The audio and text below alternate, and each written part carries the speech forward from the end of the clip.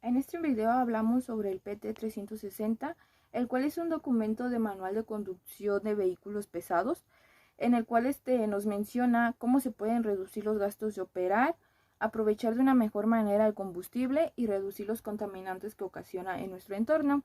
Nosotros hablamos sobre la definición y explicación de cada concepto que se plasman en el capítulo 4 y el capítulo 5. El capítulo 4 habla sobre el procedimiento que hay que seguir para generar un diagrama de velocidades, que permite representar de manera gráfica las velocidades del vehículo. Para lograr obtener este diagrama tenemos que seguir una serie de pasos que se muestran más adelante en el video. También en el capítulo 4 habla sobre las curvas, las características de motor, las curvas de torque o par potencial, la curva de consumo específico de combustible, eficiencia de motor. En el capítulo 5 hacemos mención de los principios del método de conducción, esta técnica, y así logrando el aprovechamiento eficiente del combustible y bajando los contaminantes generados por el vehículo que ocasionan al entorno. En el capítulo 5 se ve sobre lo que es el diagrama de velocidades, la metodología para la construcción del diagrama de velocidades, la caja de cambio de velocidades, el diferencial, las llantas, los cálculos para la construcción del diagrama de velocidades, construcción del diagrama de velocidades, selección del vehículo adecuado para tipo de operación. Vamos a ir mostrando a continuación en el video algunas de las tablas que encontramos nosotros en el PT360 con finalidad de explicar y que se logre comprender lo que quiere plasmar o de qué es lo que se trata. Asimismo, también se dará la explicación de algunos de los ejercicios para poder comprenderlos. Esto se va a ir explicando paso por paso para lograr una mejor comprensión de cada problema que se vaya presentando a continuación en el video. El primer capítulo del cual hablaremos dentro de este video referente al PT360 es el capítulo número 4, denominado Curvas características de un motor. Para comenzar con este video es importante definir qué son las curvas características de un motor y cuántos diferentes tipos de curvas características existen. Comenzando con esto, las curvas características de un motor son aquellas que nos permiten conocer su comportamiento bajo diferentes estándares o condiciones de operación. Esto quiere decir que estas curvas características se encuentran establecidas entre dos límites, los cuales están impuestos por el número de revoluciones que puede llegar a generar nuestro motor. Existen los dos límites, el primero que es el mínimo, el cual hace referencia a cuando nuestro motor o vehículo se encuentra en el punto llamado ralentí. Este punto hace referencia a cuando nuestro vehículo está completamente parado, tenemos el embrague pisado o bien no se necesita ninguna ayuda externa. En pocas palabras, es cuando es el número de revoluciones mínimas que nuestro vehículo está generando antes de que se le llegue a apagar por completo. Nuestro segundo límite es el límite máximo. Este límite se refiere y está limitado por las fallas técnicas. Esto haciendo referencia a que nuestro motor de igual manera tiene un número limitado de revoluciones máximas que puede llegar a generar. Entonces, si se llega a superar este número de revoluciones máximas, es muy posible que se generen daños internos a nuestro motor, lo cual nos conlleve a cambiar ciertas piezas o en un caso más extremo, generar un cambio de nuestro motor. Dentro de las curvas características existen tres tipos, de las cuales es importante conocer su información que se encuentra dentro de las fichas técnicas y de igual manera darles una correcta interpretación. Los tres diferentes tipos de curvas características que existen son las siguientes: curva por torque, curva por potencia y la curva de consumo específico de combustible. El par torsional dentro de un vehículo es provocado cuando el motor desarrolla cierta energía y ésta es transformada o produce una fuerza sobre los pistones. Esta fuerza que se encuentra sobre los pistones va hacia dos direcciones. La primera es que es transmitida hacia lo que vendría siendo nuestras bielas y el cigüeñal. Y otra parte de la fuerza de los pistones es transformada ahora en un movimiento de rotación que se transmitirá a nuestra caja de velocidades, el diferencial y las llantas. El torque que el motor puede llegar a producir depende del régimen del mismo. Sin embargo, también es determinado por su diseño y resistencia de este mismo, y también puede ser determinado por la eficiencia de combustión del combustible, así como de la calibración de los discos del cigüeñal y la aerodinámica del auto. El par motor se genera dentro de la fase de combustión y el rendimiento de este mismo depende del régimen del giro, por lo tanto es dependiente también de la fuerza de empuje. Asimismo, al tener un número determinadamente bajo de revoluciones, la combustión no va a resultar óptima debido a la escasez de inercia de los gases. Y de igual manera, si se tiene un número alto de revoluciones, el llenado de los cilindros tampoco se podría realizar de manera óptima o completa, debido a que los gases tienen muy poco tiempo para entrar dentro de los cilindros y no se proporciona esa presión que ellos necesitan para poder realizar una buena combustión. Como podemos observar en la imagen que se muestra a continuación, tenemos una gráfica que representa la curva de par de un motor y igualmente la curva de potencia. Sin embargo, en lo que nos centraremos principalmente en este punto es de la curva de torque, que es la que está representada por medio de las T's. Para esto es importante definir que la curva de torque o la curva de par es, normalmente debería de estar totalmente en forma horizontal. Sin embargo, esto no es posible debido a que, como vemos, la curva, si bien comienza de manera ascendente, hasta llegar a unas revoluciones, es a un número determinado de revoluciones.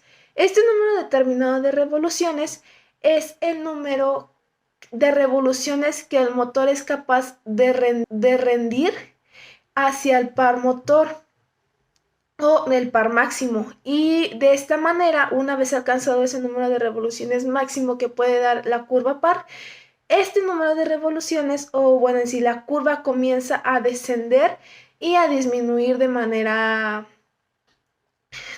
consecuente. Y el par máximo en este caso, que es el que se proporciona, es el que vendría siendo representado por el T1 que se puede observar en la imagen. Y lo que vendría siendo la flecha que se encuentra de manera vertical sería el número de torque máximo que se puede proporcionar, o el número de curva par que se puede proporcionar. Y la línea horizontal nos representa lo que vendría siendo el número de revoluciones a las cuales se tienen que generar para que se genere la curva de torque, y de esa manera se alcance el punto máximo de par, y de ahí, como ya se mencionó antes, comience a descender de poco en poco. Curva potencia. La curva potencia es un gráfico en el cual se representa la potencia que va entregando el motor en todo rango de revoluciones por minuto. La potencia en cada momento es el resultado de una función par, motor multiplicado por las revoluciones por minuto. Cuantas más altas son las revoluciones, más aumenta la potencia para el mismo par. Como resultado, la curva de potencia alcanza su punto máximo. Después de la curva de par comienza a caer. Las curvas de potencia y par en realidad se reflejan lo mismo. Es la capacidad del motor para entregar potencia en todo rango de revoluciones. Al mencionar par hago referencia a la fuerza que es aplicada a una distancia. Para poder obtener la curva potencia se tiene que seguir una fórmula que es la que se presenta a continuación, en donde P es la potencia, K es un factor de conversión, T es el par torsional de motor y N es el número de revoluciones por minuto. El resultado es dado en HP o bien caballo de potencia. Este es una unidad de medida empleada en el sistema anglosajón de unidades y se define como la potencia necesaria para levantar un pie sobre minuto en un peso de 32.572 libras o en kilowatts. Ya en la siguiente gráfica se muestra la potencia máxima alcanzada a 1800 revoluciones por minuto. Se puede decir que aquí es donde ya alcanzó la máxima potencia y se ve reflejado ya en la gráfica cómo fue incrementando conforme fueron incrementando las revoluciones se va alcanzando una máxima potencia. Bueno, y como ya mencionaron, las curvas características del motor nos sirven para conocer el funcionamiento pues del motor bajo diferentes condiciones de operación. Existen tres, ya les hablaron acerca de la de torque y la de potencia. Yo les voy a platicar un poco acerca de la curva de consumo específico de combustible. Y esta básicamente, como su nombre lo indica, es pues la cantidad de combustible que utiliza un vehículo en función del motor y de los RPM correspondientes. Los RPM son las revoluciones por minuto y si no sabes qué son las revoluciones, es básicamente una unidad de frecuencia que se expresa en velocidad angular. Las revoluciones por minuto son los giros de los elementos del motor. Y como dato, los motores de gasolina tienen que cambiar su marcha a los 2000 RPM y los motores de diésel a los 1500 RPM. Y bueno, tiene un valor mínimo a ciertas revoluciones por minuto y básicamente se expresan en la siguiente fórmula que aparece aquí. Esta significa gramos de combustible por caballo de potencia al freno por horas de funcionamiento. Y pueden cambiar las unidades o estos términos, las letras que se pueden ver aquí, dependiendo el país de origen. Bueno, y aquí tenemos un ejemplo de una gráfica del consumo, de la curva del consumo específico de combustible, donde pues básicamente nos muestra la variación del consumo de combustible, como ya se los mencionaba, y obviamente va incrementando dependiendo la velocidad. En la parte inferior, donde se muestra el 1200, el 1400, hace referencia a las revoluciones por minuto. En la parte de la derecha, donde está la LB, que son las libras, nos muestra el consumo de combustible por hora en libras. Y del otro lado nos muestra la potencia. Las revoluciones son vitales para el rendimiento del vehículo y ya ven que yo les había mencionado acerca de que se tiene que dar marcha en motores de diésel a 1500 y de gasolina a 2000. Si esto no se pasa, si no se revoluciona, lo que va a ocasionar es que va a ser más consumo y menos potencia. 4.5. Eficiencia del motor. Un vehículo cuando pues lo compras nuevo viene con una eficiencia del 100%, como se menciona en el PT. Eso es entendible ya que viene de fábrica, pero este consumo de combustible va aumentando y va desgastando ahora sí que nuestro vehículo por diversas causas, como lo son el desgasto de energía mediante el escape. Eso será una. Otra es porque a veces no solemos darle la lubricación a nuestras piezas en el hecho de poner aceite o la grasa o cosas que requiere nuestro vehículo. Y eso va generando mayor fricción entre las piezas, lo cual hace que se genere un gasto mayor de energía. Si bien, como ya mencionaron mis compañeras anteriormente, las curvas pues van a variar dependiendo el tipo de vehículo o las especificaciones que contenga ahora sí que el manual del fabricante. 5.1. Metodología para la construcción del diagrama de velocidades. Para esto es necesario ya tener un conocimiento previo de los elementos del tren motriz, como lo son el motor, la transmisión, las llantas y el eje. Lo interesante aquí viene siendo el poder lograr que las llantas vayan girando a la misma velocidad que va mandando esa energía el motor. Para esto existe lo que es la caja de velocidades, que va ayudando a que se regule esa velocidad para que la llanta pueda ir girando a esta misma velocidad.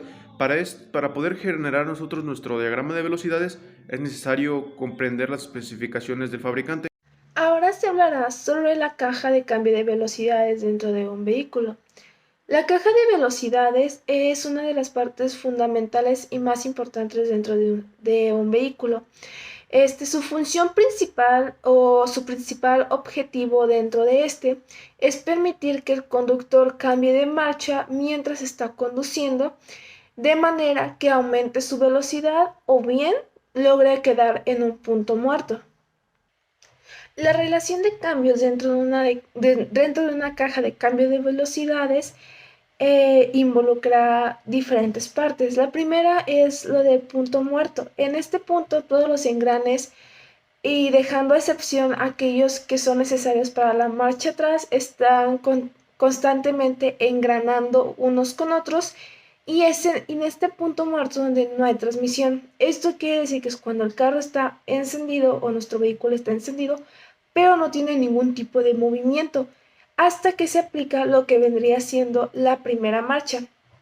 En esta primera marcha, y como podemos observar en la imagen, el engranaje que es más pequeño dentro del eje intermedio se bloquea y pasa la transmisión a un engrane que es más grande que y es cuando nuestro vehículo comienza a moverse, pero a una muy baja velocidad, y que debemos de estar pendientes de cuándo queremos cambiarla para saber el momento exacto en qué momento cambiar a lo que vendría siendo nuestra segunda marcha. En nuestra segunda marcha, los primeros dos engranes pasan a un tercero y aumenta la velocidad, pero al haber un aumento de velocidad hay un menor incremento en lo que vendría siendo el par de motor.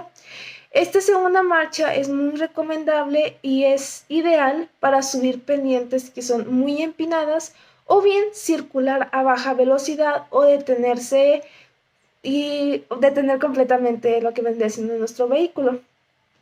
La siguiente marcha es la tercera marcha, donde los tres engranes que ya hemos avanzado, avanza un engrane aún más grande que el anterior, y la velocidad aumenta, y de igual manera como pasa en la segunda marcha, el incremento del par motor se reduce, y pues esta tercera marcha nos proporciona agilidad para conducir, especialmente en las velocidades, en las ciudades, a las velocidades que está permitido dentro de las ciudades, que normalmente varía entre los 60 kilómetros y 80 kilómetros por hora. Tenemos también como penúltima marcha lo que vendría siendo nuestra cuarta marcha, y en esta, en la cuarta, el eje de entrada y el eje principal son trabados y engranados juntos y ofrecen una transmisión totalmente directa. Y aquí no hay un aumento ni una disminución de lo que vendría siendo el par motor. Y por último tenemos la marcha hacia atrás, que para accionar nuestra marcha hacia atrás, uno de los piñones es interpuesto entre los engranajes de los dos ejes y hacen que el eje principal cambie al sentido contrario y que la marcha no esté tan sincronizada, como se puede observar en la imagen que se presenta.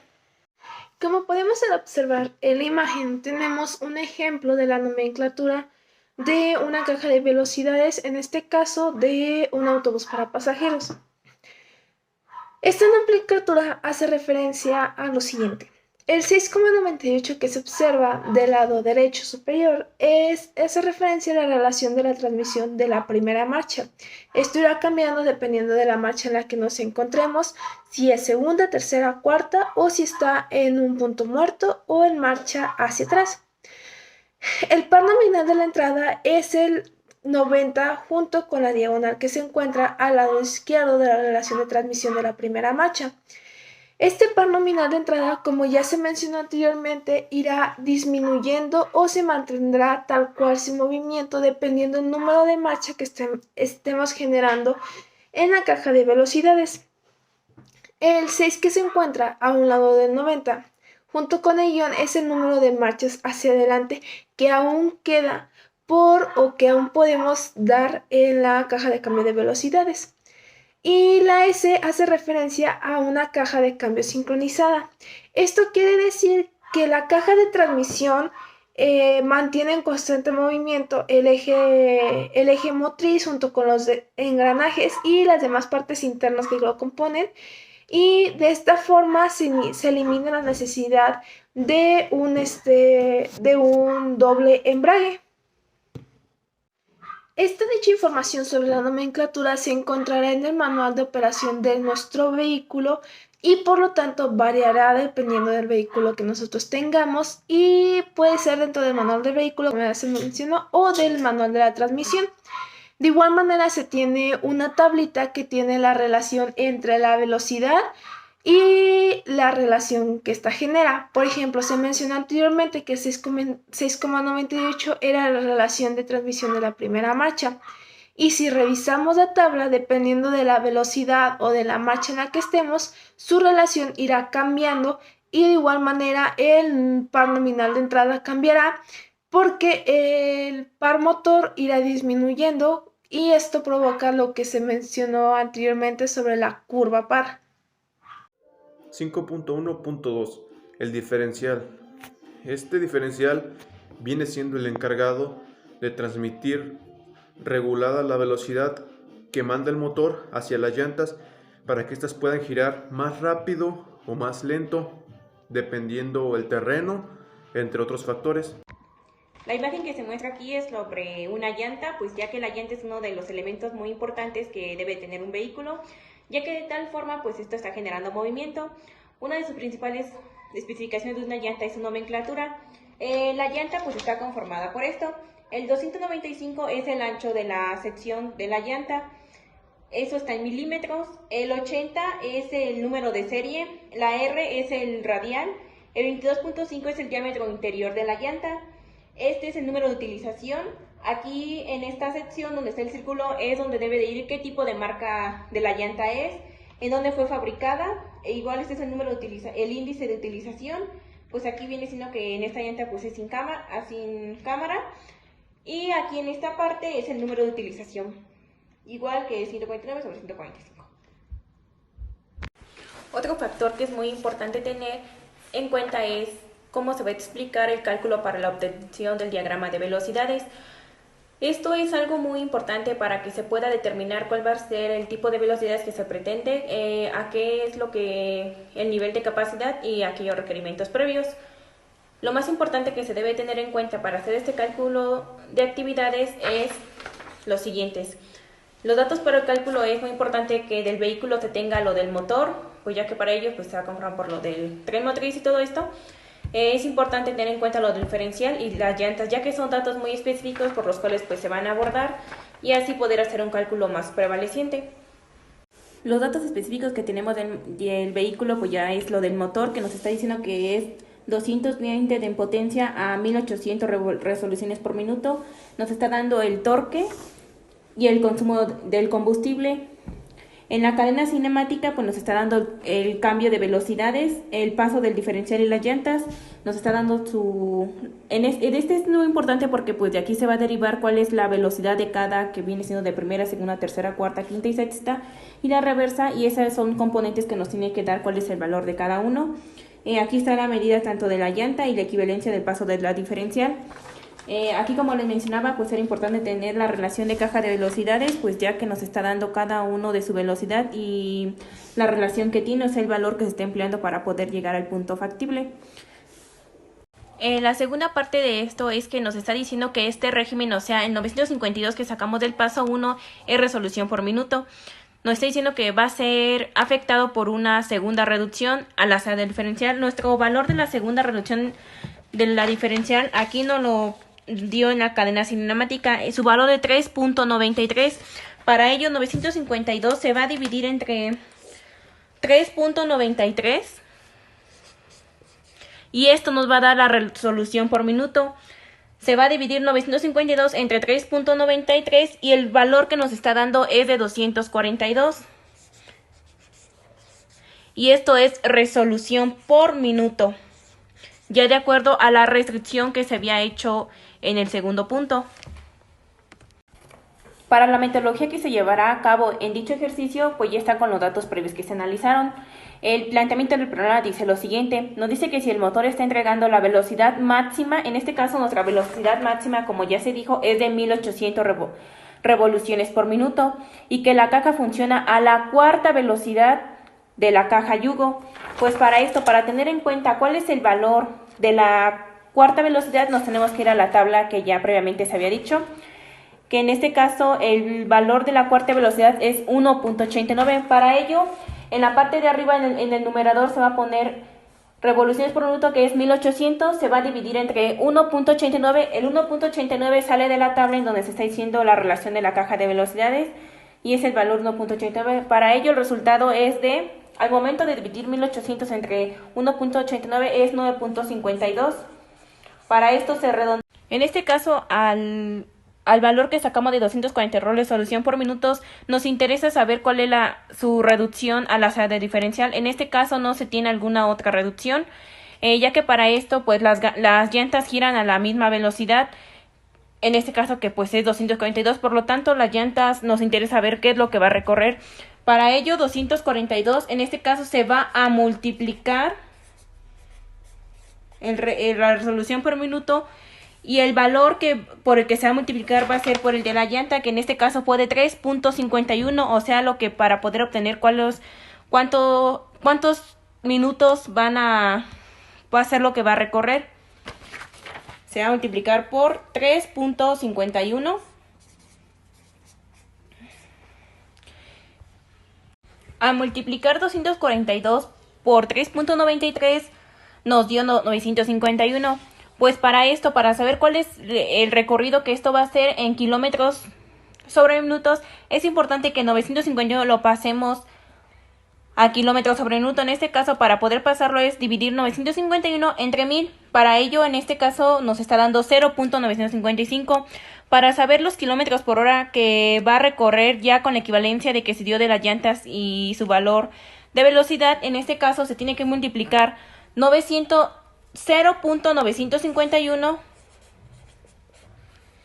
kilómetros por minuto por 60 minutos. ¿Por qué 60 minutos? Porque pues una hora pues es 60 minutos y para esto nos da un resultado de, al hacer la multiplicación de 0.951 por 60, nos está dando que el valor de las llantas y a la velocidad que se está implementando va a ser de 57.06 kilómetros por hora. O sea, ya que gracias a esto fue de acuerdo tanto a la caja de velocidades como fue que si fue de cuarta y cuáles son aquellos requerimientos previos, pues para eso es importante tener un control y más que nada poder desarrollar cada uno de los pasos para poder obtener la información que quiera solicitar y más que nada poder obtener un desarrollo previo. Gracias. El siguiente tema del cual se hablará a continuación es el correspondiente al capítulo 5, 5.3, construcción del diagrama de velocidades. Para esto, primero daremos una breve explicación sobre lo que es un diagrama de velocidades. Un diagrama de velocidades es aquel que nos permite conocer la velocidad de un vehículo en función de la relación de la caja de velocidades y a las revoluciones por minuto de que puede generar un motor. Este diagrama de velocidades es una herramienta que nos servirá de mucha ayuda a la hora de la selección de un vehículo cuando nosotros queramos adquirir algún tipo de vehículo, este nos ayudará a saber el tipo de operación que va a requerir y de igual manera el área de funcionamiento óptimo del motor y el rango en el que se recomienda hacer los cambios de velocidad, es decir, en qué momento necesitamos cambiar de primera a segunda, de segunda a tercera y así sucesivamente sin llegar a dañar lo que vendría siendo el motor y la caja de velocidades. En la gráfica que se muestra a continuación tenemos lo que vendría siendo un ejemplo correspondiente a un diagrama de velocidades. Del lado derecho tenemos lo que vendría siendo las velocidades que llega a alcanzar un vehículo que va desde la primera hasta la sexta. Sin embargo, en vehículos más convencionales podrías encontrar desde la primera hasta la quinta velocidad.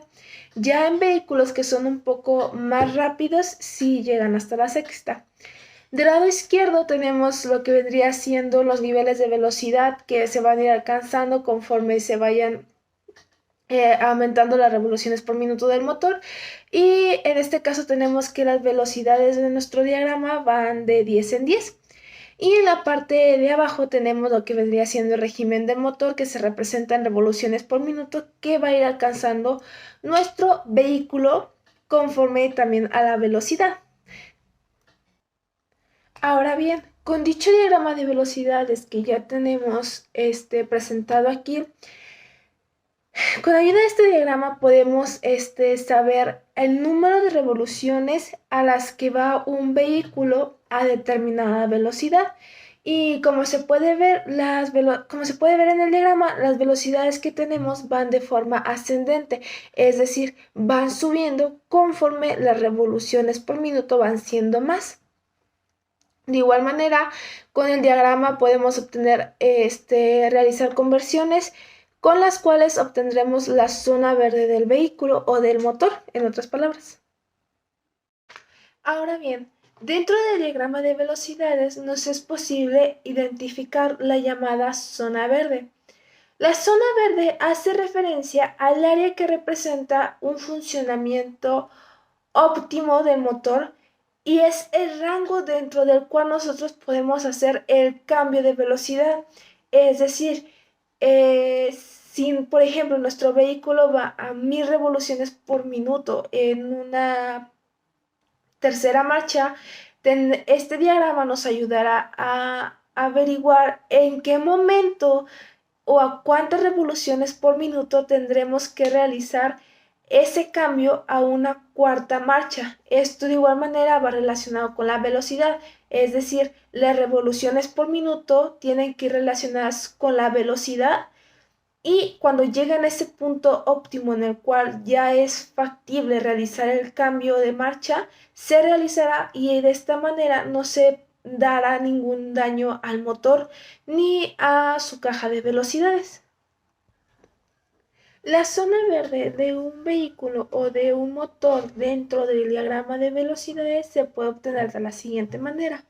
Por ejemplo, si nuestro vehículo está yendo a 1200 revoluciones por minuto y queremos cambiar a una velocidad más alta o ya sea más baja, para identificar el rango en el cual podemos realizar ese cambio de marcha y de velocidad, lo único que tenemos que hacer es sumar 200 200 revoluciones por minuto más y de igual manera restarle 200 revoluciones por minuto más. Esto quiere decir, si a 1200 le sumamos 200 más, nos dará un resultado de 1400 y si a 1200 le restamos 200, nos da un resultado de 1000. Es decir, que nuestra zona verde entrará dentro del rango de 1000 y 1400 revoluciones por minuto. Este rango nos establece dentro del cual nosotros vamos a poder realizar un cambio de marcha sin que el motor llegue a ser tan afectado por estas marchas y que no sean realizadas en el momento en el que no se deben de realizar. Otro ejemplo sería si tomamos de que vamos a 1600 revoluciones por minuto y queremos cambiar a una velocidad más alta, simplemente Restamos 200 y sumamos 200, es decir que ahora nuestro rango estará entre las 1400 y 1800 revoluciones por minuto. De esa manera obtendremos nuestra zona verde más factible para realizar. 5.4. Selección de vehículos para el distinto tipo de operación. Para esto es necesario conocer para qué actividad ocupas el vehículo, conocer su tren motriz, además de la potencia que tiene esto para las cargas que le vayas a agregar a tu vehículo. Los lugares en los que comúnmente tendrás utilizando tu automóvil, el gasto de combustible es otro punto importante, además de que pases la prueba de subir con carga y descender asimismo una pendiente con el máximo de la carga especificada en el manual. Y bueno, como conclusión, pues podemos mencionar que ahora conocemos un panorama general de los principios básicos requeridos acerca del funcionamiento de los motores y de los efectos de la dinámica del vehículo. Se presentaron algunos ejercicios y hablamos también acerca de las curvas características del motor, de las cuales se construyen los diagramas de velocidades. Espero les sirva, haya sido de su agrado y muchas gracias por su atención. El primer capítulo del cual hablaremos dentro de este video referente al PT 360 es el capítulo número 4, denominado Curvas características de un motor. Para comenzar con este video es importante definir qué son las curvas características de un motor y cuántos diferentes tipos de curvas características existen. Comenzando con esto, las curvas características de un motor son aquellas que nos permiten conocer su comportamiento bajo diferentes estándares condiciones de operación.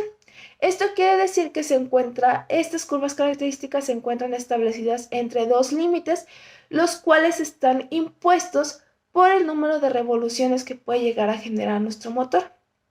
Existen los dos límites, el primero que es el mínimo, el cual hace referencia a cuando nuestro motor o vehículo se encuentra en el punto llamado ralentí.